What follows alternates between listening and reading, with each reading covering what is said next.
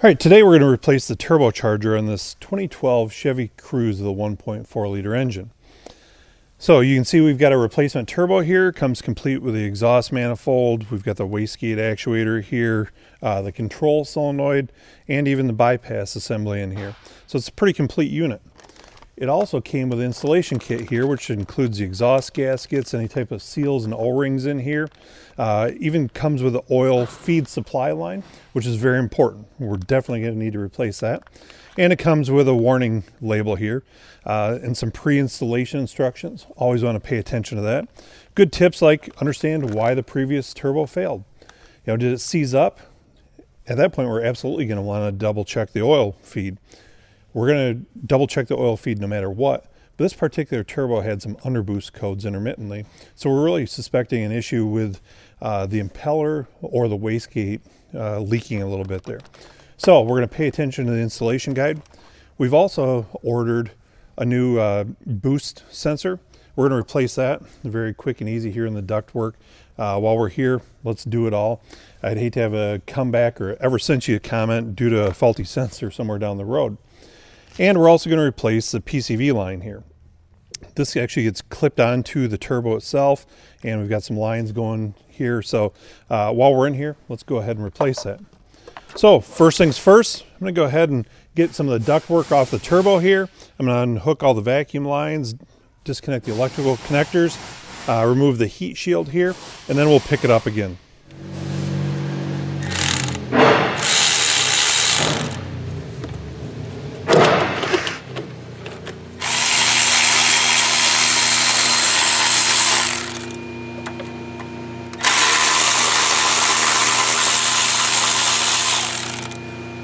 All right, you can see we've got the duct work and a bunch of other stuff out of the way. So now I'm going to work on the oil lines. So first thing I'm going to do is remove the oil return line here. And this is going to be a T45. And so I'll access this here from the top.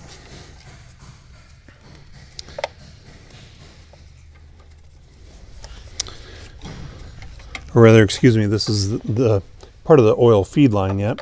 As you might guess, the return is going to be on the bottom, and so use the T45 there. And now I will use a inverse torx bit here. This is an E10 to remove it from the engine block here. So I was able to kind of sneak that out of here. So we will set this aside for now. At some point I'm going to use it actually to test for flow while we're on there. And then really the next thing we need to do is we'll remove this clamp here, which holds the turbo to the exhaust pipe. And this is actually a close coupled cat system. So we're going to raise the vehicle up and we'll go underneath, and then there's a retainer down there holding that cat close to this. And so by removing that, that's going to give us a little bit of flexibility to move the exhaust away from the turbo assembly.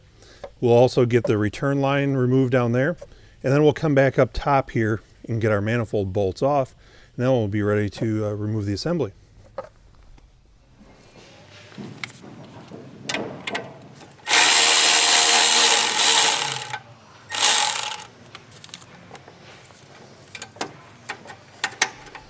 All right, here we are underneath the vehicle, and you can see we've got a big plastic shield here. So we're going to remove a couple 8mm bolts, a couple plastic retainers. We're going to get this out of our way, give us some more access here. Okay, now we've got the shield out of the way. Next thing I'm going to do is remove this nut here. You can see there's another bracket up above, but by removing just this nut here, that gives us just enough play and allows us to pivot this enough to get it out of the way. So I'm just using that a 10mm socket here. Allows me access there. Now I'm going to remove the oil drain tube. And I'm going to use my E10 1/4-inch drive socket with an extension and a little swivel here. And I'm going to remove the bolts from the oil return line here. And I'll drop that out of the way. I'm going to leave it still connected to the engine block though, because we're not replacing it right now. We're going to leave it alone, And then there's also a coolant line in there, which is very difficult to show here on camera. So when we get the turbo off, I'll show you the tricks and tools required to do that. Okay, now we're back to the top side of the vehicle here. And there's one more thing we want to mention regarding that coolant line. There's a hold down clamp here and a hose clamp. So I'm going to use pliers here to loosen up this clamp, and we'll slide that off there. And then I'm going to take an E10 again, and I'm going to remove this bolt. And that was kind of hidden behind the oil feed tube originally. So we'll get that out of there. And now that'll allow me to loosen this up and I remove that off with the turbo. And then really the next thing to do is remove all these 10mm bolts holding the exhaust manifold to the cylinder head.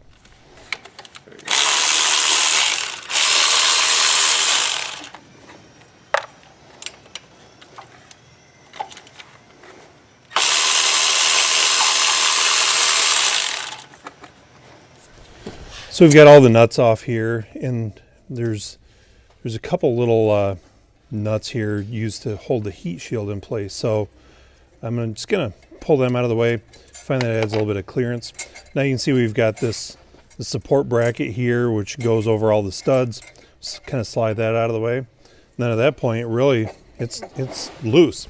We need to do a little bit of creative maneuvering and wiggling here to get this off the exhaust the rest of the way.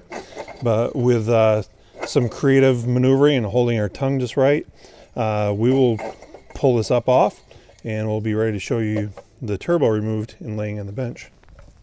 Okay, so now we've got the turbo out of the engine. See it sitting up here in the front of the vehicle. You can see these coolant lines a little bit better. Now these are up against the engine. Remember, we removed this bracket, pulled the hose loose here. But I mentioned that there was the other line that we really couldn't see real well with the camera. And so here's the line. This is where we're going to take a 17mm socket and use a special holding tool so it doesn't twist, as you see in the image shown here. Just wanted you to be aware of that before you get too far down.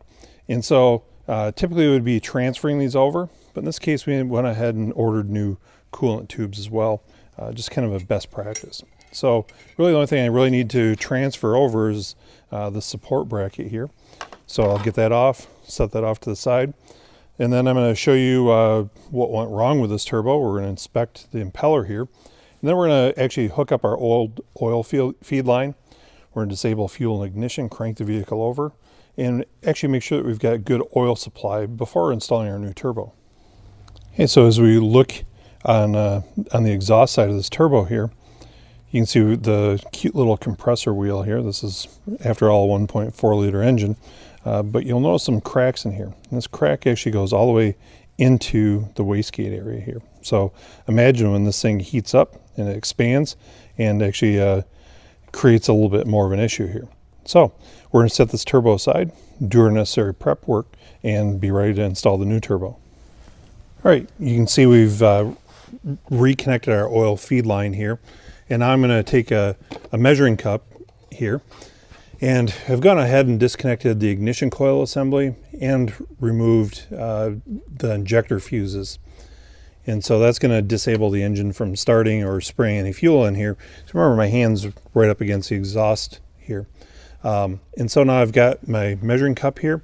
I'm going to kind of cover it with a rag because it's a banjo fitting and we don't want oil flying into the catalyst and all over the vehicle. So we're going to be very careful here. Now I've got an assistant inside the vehicle, and we're going to crank it, and we're going to monitor the amount of oil that comes out of this feed line. All right, go ahead.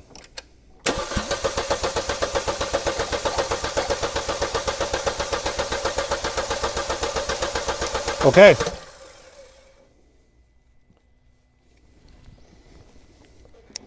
Oh. And as you can tell, with just a little bit of cranking, we got quite a bit of oil out of this thing.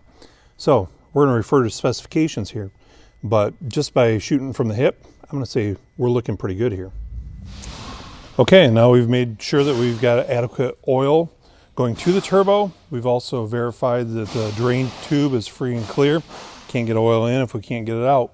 We've gone ahead and cleaned all the gasket mating surfaces. We've installed the new exhaust seals, also the new oil drain seal. It's actually clipped on the return line. We've got our new coolant tubes installed here. And so now it's time to wrestle this thing back into its home, get everything sealed up here, and then we'll button it up and do finishing touches here.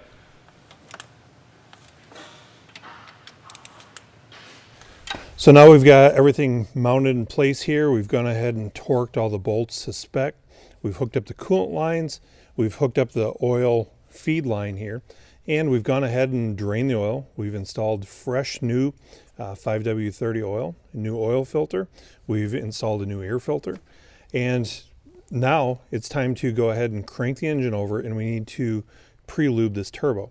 We've not hooked up the oil return line on the bottom of the turbo here yet, but we've still got the ignition disabled. We've got the injectors disabled. Remember, we pulled those fuses earlier. We're going to go ahead and crank the engine over until we see good clean oil coming out of the oil return on the bottom of the turbo. Once that's done, we'll know that the turbo's been lubed. We can hook up that return line, clean anything off, and finish hooking up some of our lines here, and we're ready to start the engine.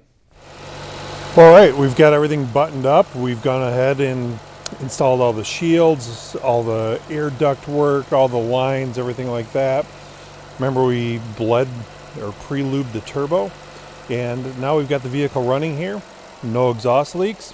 Everything's sounding pretty good, but we're going to let it idle for approximately 5 minutes. What that's going to do is allow the oil to circulate through the turbo, bleed out any air pockets that might be in there or anything like that, and just kind of do a little bit of a break-in period here.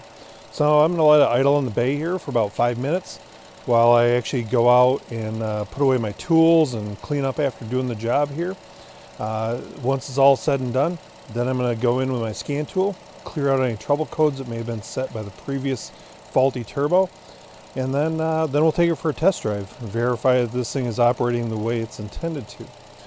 Hopefully now you have a better understanding of what it takes to replace the turbo on this 2012 Chevy Cruze with a 1.4 liter engine.